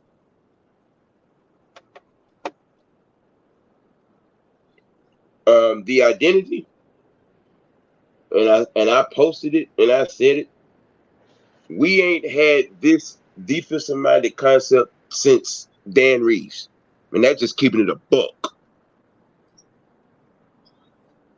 No, yeah. You know, that's just keeping it a buck. It is time. We look this past season and the season before last, dude. You mean the previous 3 seasons? 3 seasons, okay. I'm just talking about the previous 2 at the moment because of the blown lead,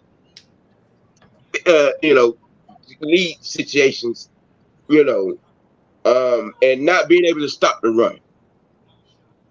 Yeah. Yeah, I miss those days. Ladies and gentlemen, we gave up 2,000 plus yards on the ground. Let's stop giving credence to drafting the quarterback at 8 when this defense couldn't stop my 92-year-old grandmama from crossing the 50-yard line. Thank you.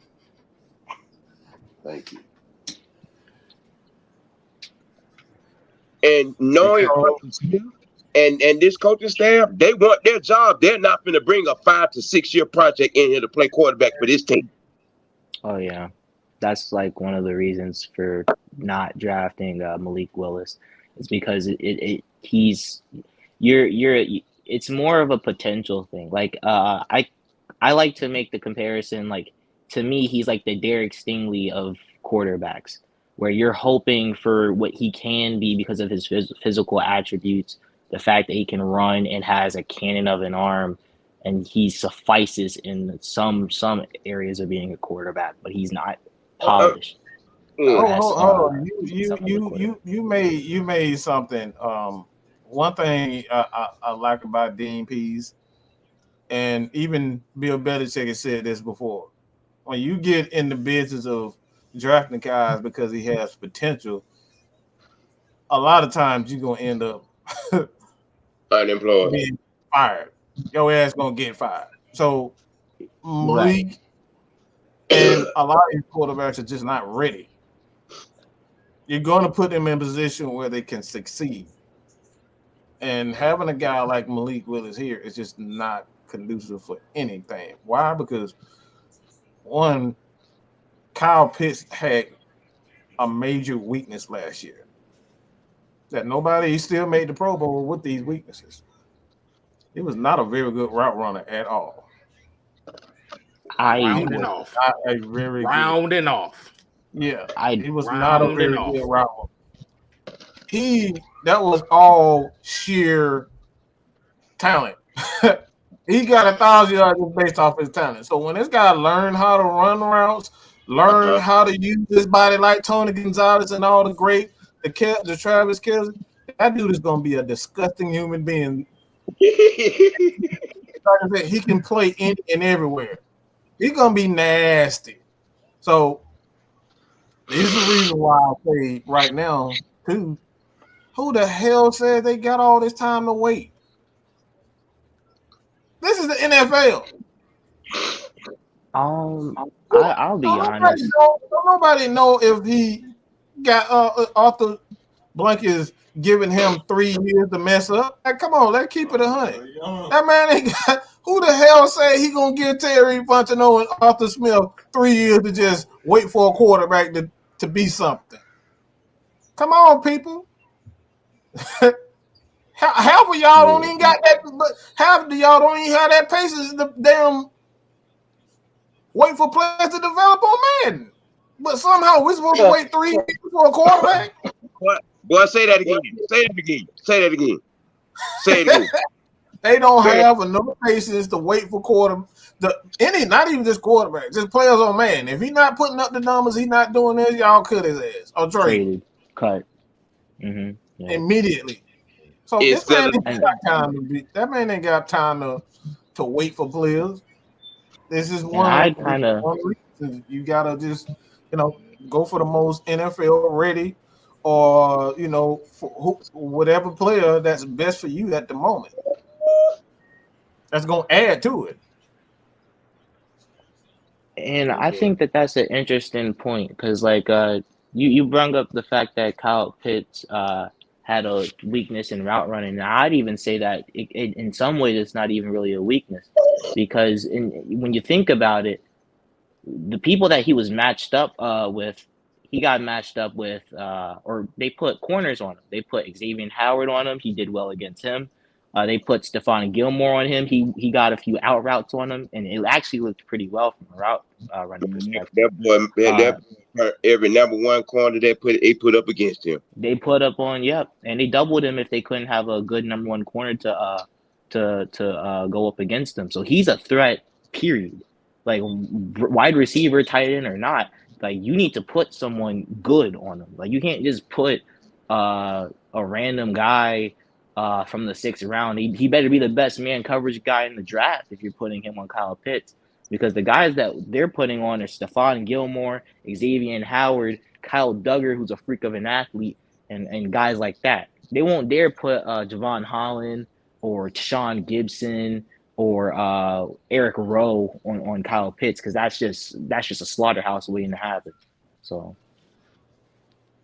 And go back to what he said, Dean Pees said in the interview with 92.9 Game. He brought up something very important, extremely important, is that he couldn't be aggressive because he didn't have the necessary guys up front.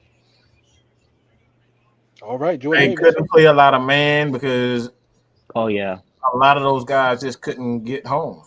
When you don't have guys who can't get home, you can't play a lot of man. So even if you got a Sauce Gardner, you still got to be able to get home. Okay, got to be able to get home. And like I said, here's the other statement. States that he believes the team will be better with the interior defensive line. Oh yeah, that's what I want to hear. Yeah, it is the run. Yeah. It's the run because you can cite multiple times on tape where I'm just looking and I'm like, can we get a little bit of shedding and like holding some double teams, please? And like that's like it's not only just the fact that you're holding on double teams and shedding because there are some guys right now that are in free agency that you could get that do that same job. The difference between Linval Joseph, who is a very good defensive tackle, and Jordan Davis is the fact that Jordan Davis can also penetrate and explode through gaps if needed to, and not and also if needed, and he also shuts down runs to the outside. Like if you want to run stretch or outside zone, because you can't hold up and push him, and also because he can possibly beat you to the spot too. It's too much of a headache to guard him. And not to mention, he could even penetrate backside and let the linebackers do the job. Like it's really, really like he's like hard to game plan about if you're really run first offense. Therefore, meaning that more than not you have to pass the ball. And our secondary is getting better. I won't say that it's perfected because again I don't really believe in Casey Hayward's man coverage skills as more people do, but it is getting better to the point where now you can start predicting people's moves and adjusting accordingly. Whereas another way you're like begging for people not to run the ball so you don't get slashed for like an easy 5 or 7 yards. So. I'm actually getting goosebumps thinking about Jordan Davis and Grady Jarrett. Wow. I'm telling you. Imagine if Grady even works with his pass rushing skills. Like you know how Grady Jarrett was rumored to be working with Devontae Wyatt with his pass rushing during the Senior Bowl and stuff like that, and during high school, and how they linked up with each other. Imagine with Grady Jarrett and Jordan Davis and that potential with his pass rushing upside. Because notice how people didn't say that Jordan Davis doesn't have pass rushing upside. You're debating whether or not like it can be tapped into, not the fact that he can't do it. Period. You're debating whether or not it can be tapped into, and he has. Fortunate for Jordan Davis, he would have one of the best pass rushing interior defensive linemen in the entire league. So just imagine what he could possibly do with that upside. So 6'6", 340 pounds, and ran at what 4.77 or some shit. Yeah. Wow. yeah, Hey, 4.87. Look, I don't give a damn about the 4.7. He ran the 10-yard split in 1.5 seconds. Right. And it shows up on tape. It shows up on tape. It's not just numbers. Like he can shut down plays to the outside. It's not just a joke, because if he was just a guy that could shore up the inside, we wouldn't necessarily be talking about him right now. Like he's good, yeah. He's big and he can shut things down inside, but that's not a reason why I would want to draft him at 8. Maybe at 20, but not at 8.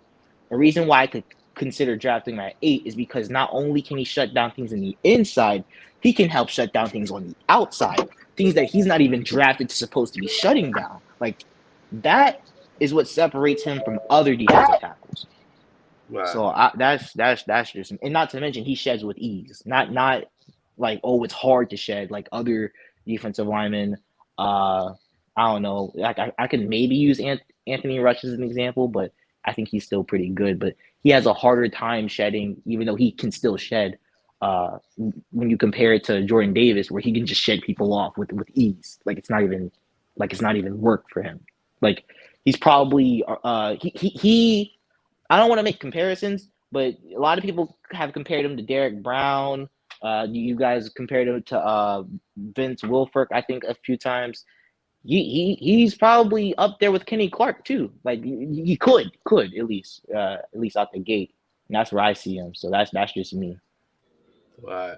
I'm about to say, let's go ahead and kind of wind it down for the night. And as we say, Trae Young is a motherfucking animal when it comes down to it.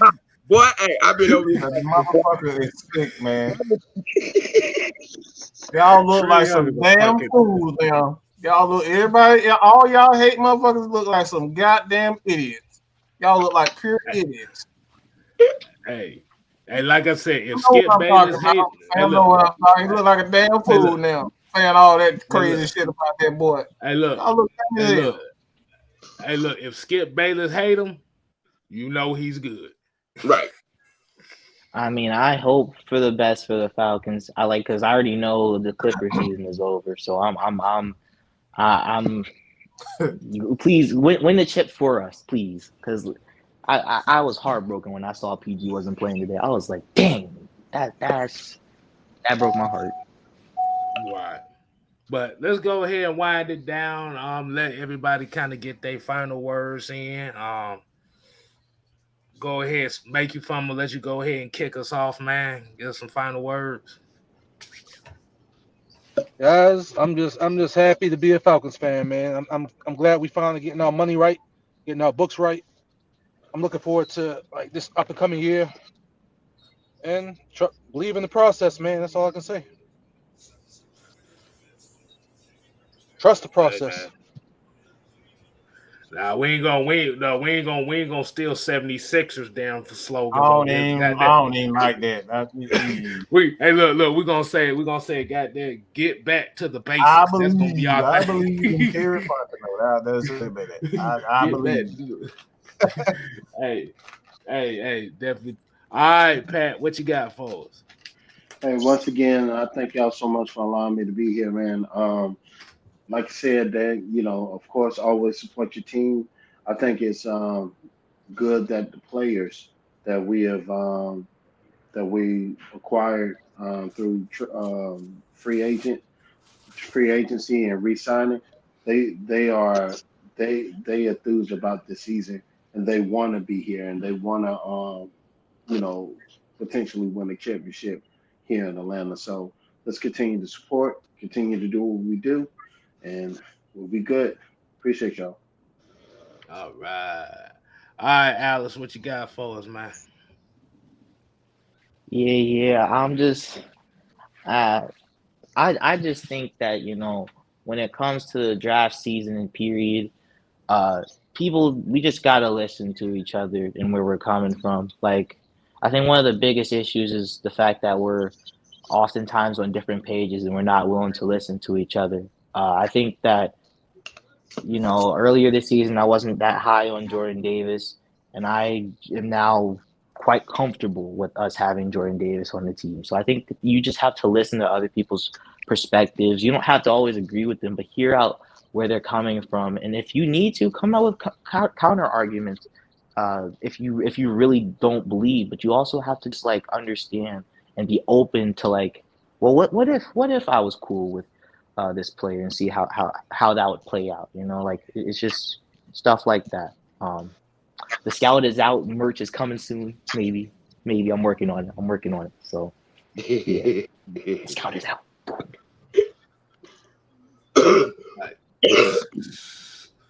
All right, Sam. What we doing here, Sam? What you got for him, man? Yes. Well, people, the word and the theme for this season is read the fine print. And what I mean by that is when there is the obvious is the fine print. And this fan base has a hard, difficult, and ridiculously hopeless case of not understanding the obvious. We are in the process of fixing what has been wrong with this team for decades. For decades. Defense first. Say it with me. Say it with me. Yeah, you in the screen. Yeah. Defense first. Defense first. Come on, say it with me. Defense first. Defense first. Defense first. Because when you can't stop the run, you can't win. When you can't run the ball, you can't win. When you can't do either one of those two things concerning run, stopping it and doing it, you can't win. So all this wanting to put makeup on the bed, dress it up, and have all this, entertaining stuff. Y'all remember back in the 60s what football was like? Folks were losing teeth, playing with cracked ribs. They didn't have helmets back then. They had flaps for helmets. Football ain't pretty, ladies and gentlemen. You got to want it. You got to want it to play it. You got to believe in it to play it. You got to learn it to play it. Okay? This ain't something where you just gonna walk out on the field and think you finna walk out here and get the ball and you gone 6, 7, 8, 9 yards. You got to get first down. You got to get first down. Okay? And on the flip side of that, on defense, you just can't let a 5'10", barely 100-pound running back run up and down the damn field all damn day. A Sauce Gardner ain't gonna stop that. A Hamilton ain't gonna stop that. But a 6'6", 360-pound Jordan Davis will put a stop to a lot of shit. 330. Willis ain't gonna stop you from giving up 2,000 plus yards on the ground. You ever heard this phrase before? You gonna eat your cornbread. Why they just give it to him? Why did they just get a man the cornbread? Why did he? Because the motherfucker's 6'6", 300-something pounds. That's why. Mm-hmm. What that Travis say? We need butt crack. I'm just saying. When you see motherfucker at 6'8", 300 pounds, you think twice about shit. I'm just saying, bro. When something 330 pounds at 360 pounds fall on you a few times, you'll be in the huddle. Hey man, let's call something else. Hey, all right. Let's call something else. People have a lost mindset, man. They don't get it. Football ain't pretty. It's ugly. It's nasty. It's sweaty. It's muddy. It ain't cute. Never have been. Quit trying to pretty up this nasty game called football. It ain't mad neither.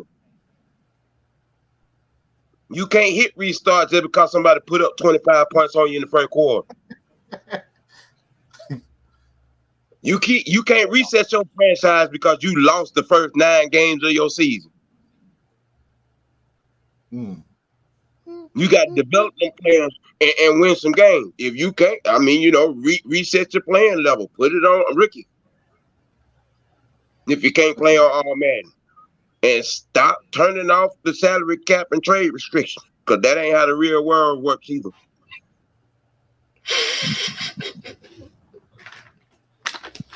I guess I will.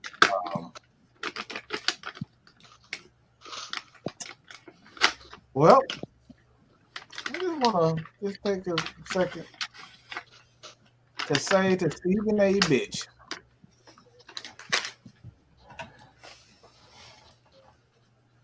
Y'all look like some damn fools again. 38-9. And that's after going 0 for 5 in the first half. Hold on. I'm getting there. Let me talk. You had your 20 minutes to talk. 38-9. Clint Capella went out with the injury. And that guy who didn't start, the guy that we say he's not clutch. I told y'all, I've seen 3 players that just has that.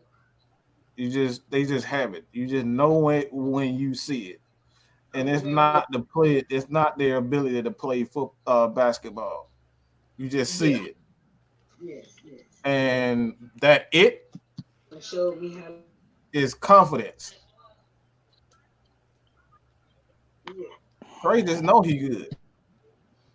Trey know he good.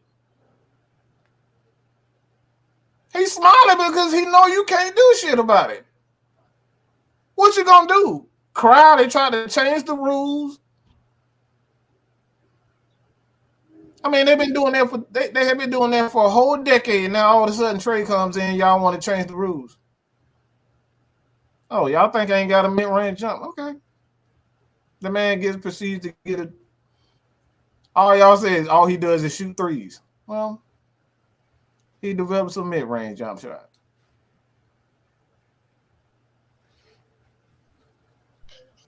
Said he was too little. Said he wasn't quick enough. That the guys in NBA would just run through him because he couldn't hold up. He didn't have the stamina. Y'all said all types of stuff about Trey. But guess what? I told y'all, and people thought I was crazy when I said Trey Young is an absolute legend. All he doing is waiting for his teammates to catch up.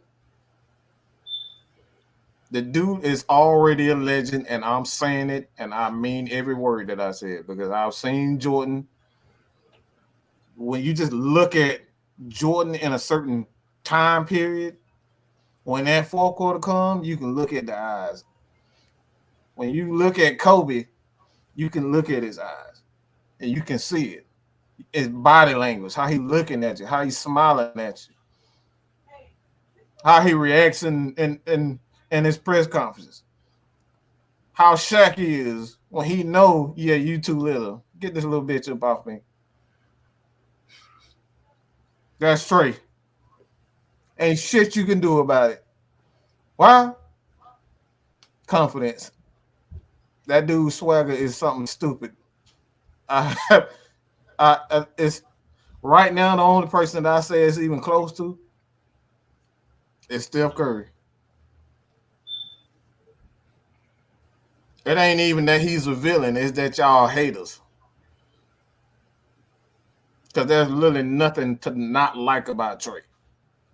He does everything that y'all claim that everybody, the great players, need to do outside of playing defense. But who the hell plays defense in this NBA? Let's just keep that on. He passes the ball.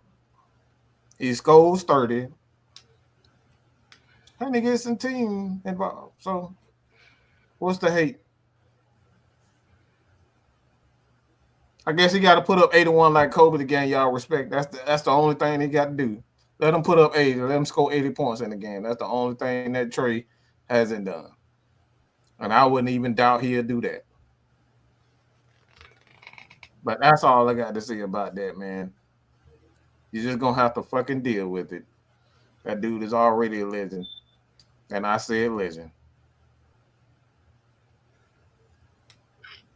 Hey, man. We appreciate everybody tuning in to us tonight. I really ain't got nothing to say, surprisingly. But, hey, y'all make sure y'all just continue to support over here. 6-Man K Styles on the road to 1K. I am calling it. Last I checked, we getting there. So make sure you continue to support Mad Mike Sports. Hey, go and check out your boy Big Sam over there, man. He over there doing the thing on here too. Yes, sir. We got exactly. All right, we got the residential scout Alex over here who's continuing to bless us with prospects and stuff as usual. Giving us names that we need to look at.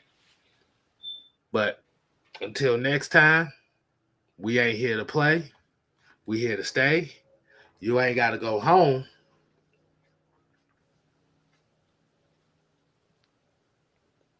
But shit. gotta get the heck up out of here. Damn, Sam don't want to talk. He been talking for 2 hours now. He don't want to say nothing. Deuces. Then Scout is out. much love. Scott is calling me. Sam the OG, hollering at you about facts, figures, and understanding the games. With a rant that goes right behind it too. So remember that. Right. We know that. Oh, we know that. All right, people. Deuces.